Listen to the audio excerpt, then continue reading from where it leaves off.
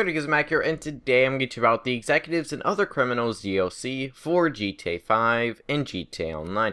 Now, this is sort of going to be my review of this DLC, so if you want to check out a playlist for all episodes in, sort of this DLC, and a playlist for all my videos I made on this DLC, then I will leave a link in the description to where if you want to go check out those videos. So, starting off, this DLC had some pretty interesting content. It was something that could have been one of the biggest DLCs in GTA Online, and in my opinion it sort of fell flat a little bit, but it still had enough good content to keep me playing.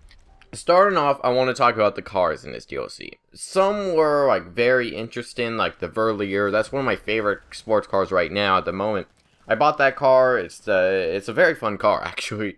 It sort of feels like the Massacro, but I never really enjoyed the Massacro. I never liked the looks of it. I could never get into the vehicle. Really do like the Verlier, and it's one of my favorite sports cars in the game right now. It looks amazing, in my opinion. And then we also got the Shafter V12, which is a fun car.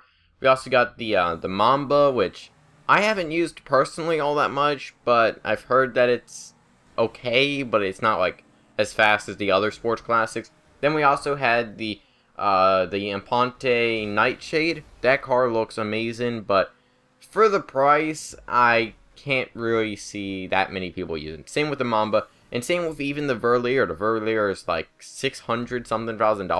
I think that would actually make it the most expensive sports car in the game, if I'm correct. The vehicles were okay. We also got a lot of baller versions, shafter versions, Cognetti versions, stuff like that. I don't really want to talk about those because they didn't really change all too much. We had the armored versions of those cars. We also had the turreted limo, which was kind of nice. Overall, I think that the vehicles were, some were okay, but the pricing I can't really get behind all too well. Some like the Shafter V12, for what you get for that, and it was only $100 and something thousand. That's a good price for what you get for the Shafter V12, a very fast four-door car. But then some, like the Mamba and the Nightshade, I can't really constitute buying those. Next is the weapons, and the weapons were pretty good in this DLC, actually. I actually think that they were pretty good. We got the heavy revolver, and then we also got the melee weapon, the switchblade. So we got the switchblade. I haven't used it all that much, and I'm not really going to comment on it, because it's just another melee weapon. It's pretty much the exact same as the knife or something, just with a different animation. But then we also got the heavy revolver, which was, in my opinion, one of the best pistols in the game. Now, whenever I first used it, I was like, okay, this weapon sucks. Whenever I first got the weapon in GTA Online, I used it and I was like, what is this weapon? It had such a slow rate of fire. I didn't really know about how good it can be if you are accurate with it. And I just wasn't, because it was one of my first times actually shooting in GTA for a month. So I was like, I hate this weapon. First off, I was just like, no, I can't see why anybody would like this weapon, just because the rate of fire is so slow. But then over time I started using it a bit more, getting better accuracy with it, and I actually started to like it. I actually did. It was a pretty powerful weapon. I really did like it, and after making GTA 5 Gun Guide on it, I've used it even more, and I actually do like it. I think it's a pretty unique weapon for GTA Online. I think it's a pretty nice weapon. It's very difficult to use, but it's also something that can rival, in my opinion, a assault rifle user or even a shotgun user in close range, if you're good with it. That is the case. Because while it does only have a 2-shot kill, or maybe sometimes 3, it also at the same time is very powerful if the other user isn't killing you too fast, or if his time to kill isn't as good as you can actually use this weapon to great strengths. It's a very fun weapon, and I do like it, even not for just PvP combat, but just going into a mission or something.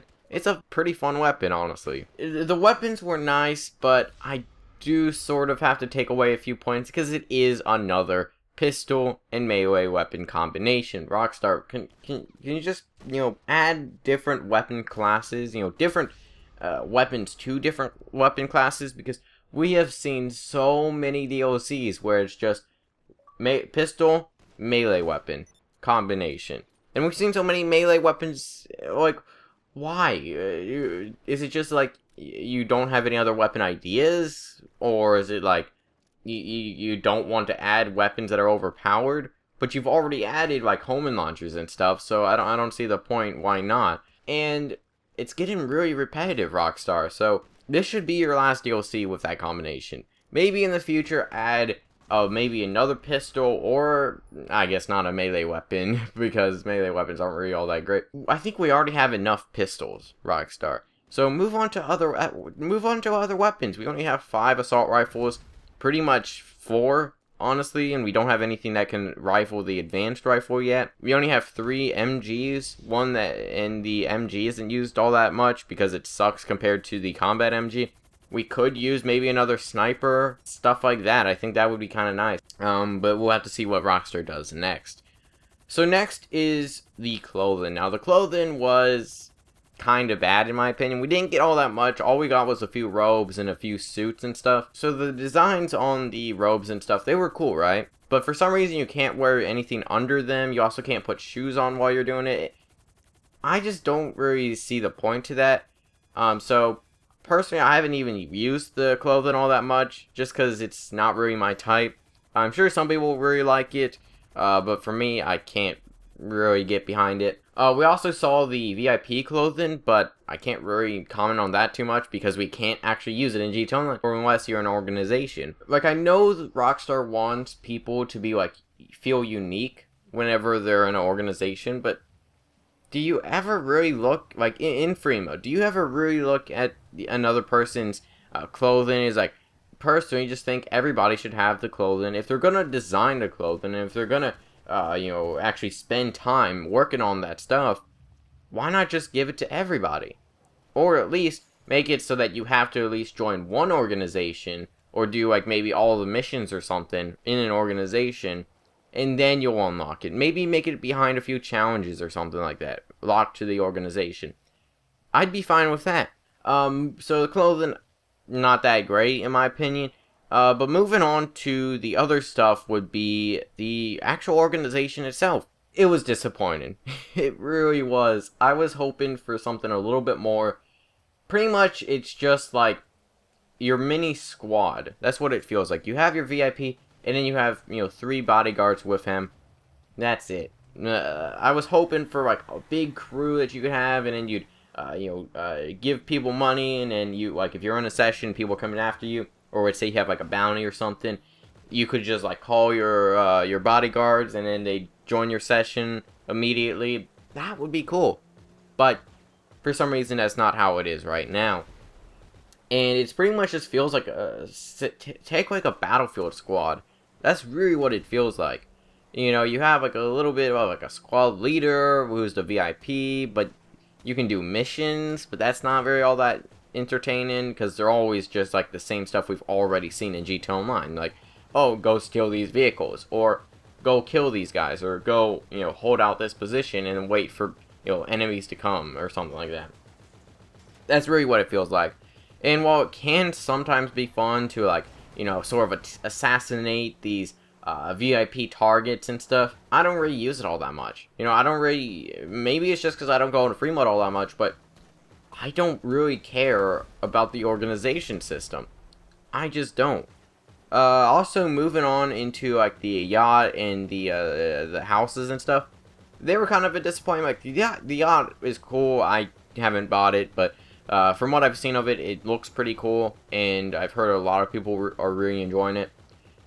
But with the houses, I was very disappointed by them. Not only can you not customize them at all, and even the apartments that you can customize, they're just like these preset colors. That's pretty much all it is. And I was hoping for, like, maybe not like a full creator, apartment creator thing, but at least a change, like maybe the pictures on the wall, or maybe some of the different, tables or something like that. Just something like that would be very nice. Even put, like, your own pictures, or like your own Snapmatic pictures on your wall or something. Like, instead of these, art pictures that we've seen already, why not give us, like, the option to just put our own Snapmatic pictures up there or something, or maybe just have, like, just stuff like that where we can actually customize it ourselves. I feel like that would be coming in the future, but as for right now, the apartment customization was very lackluster. It's kind of nice that they even tried to put it in, but for right now, I'm not really enjoying it. And then we also saw the actual houses, so I was hoping to, like, you know, go outside onto the pool, onto the deck, and stuff like that, but you can't. And there's only like 2 different interiors for them, for, you know, all these different houses. There's only 2 interiors, and you can't even pick them for each house. They're kind of disappointing. Like, some are cool and it's a cool idea, but I don't know, I just don't really find them that fun. Like, if they were customizable, then yeah, I would probably, you know, enjoy them a lot more, but as for right now, I don't really like them at all.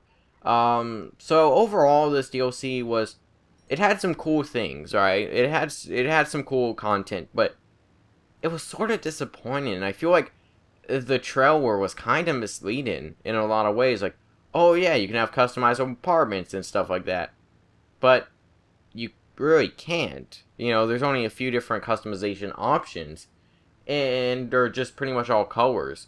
And then we also saw, like, the organization. It looked very cool, right? Defend your organization.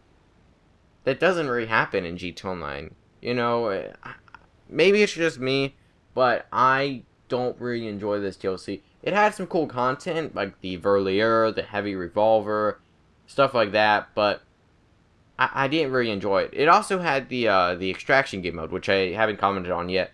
I really do like the extraction game mode. I do think it's a lot of fun. I made a video on that, talking about that in depth. If you want to see that, then I will leave a link in the description. I can't really say that it's the best DLC ever, but it is better than a lot of the other ones we've seen, like the Beach Bum or something like that, so I guess that means something. It's good, but it's also disappointing. Like, if there wasn't a trailer for it that kind of, you know, hyped me up a little bit more, then I probably would have gone, yeah, it's a good DLC. But because of that trailer and just how, like, I was expecting a little bit more than what they delivered, it is very disappointing, in my opinion. But let me know your thoughts on this DLC in the comments. Did you like it? Did you not? What did you like about it? What did you not like? Let me know that in the comments. Hope you enjoy. Feedback is always appreciated. I'll see you guys in the next video.